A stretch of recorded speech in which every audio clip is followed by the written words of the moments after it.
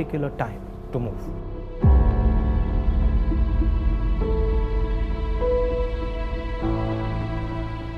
What is it about India's situation that has made China act in such an aggressive way?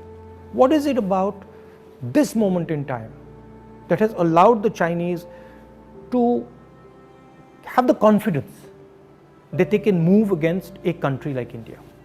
And to understand that, you have to go into multiple spaces. Countries are protected not by one particular thing, but by a confluence of forces, by a confluence of systems. Okay, so a country is protected by its foreign relationships, it is protected by its neighborhood, it is protected by its economy, it is protected by the feeling that its people have, the vision that its people have. And what has happened over the last 6 years, that on all those areas, India has been disturbed and disrupted. And I'll cover each one of them. Let's start with foreign policy. Our relationship with the outside world used to be with multiple countries.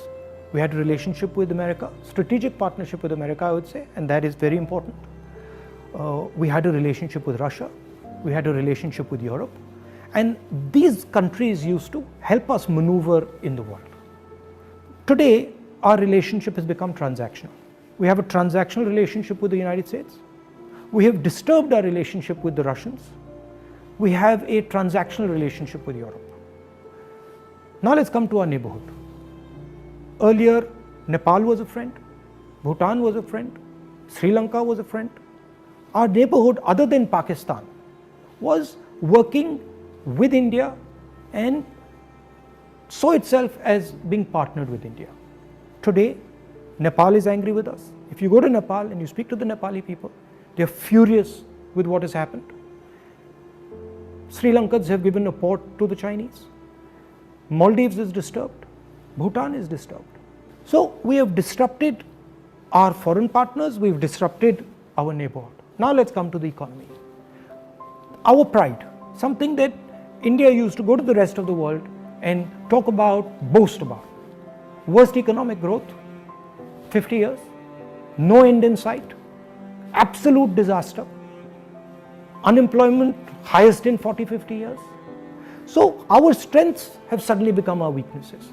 We told the government that, look, please realize that we are becoming vulnerable. All these things are connected. They're not separate. When you look at a nation, you have to look at all these factors and you have to act, taking into account all these factors.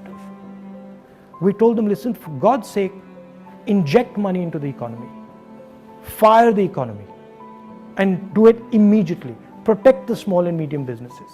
They refused to do it. So today you have a country which is economically in trouble as far as foreign policy is concerned, in trouble with its neighbors. And that's why the Chinese have decided that this is possibly the best time to act. And that is why they have acted.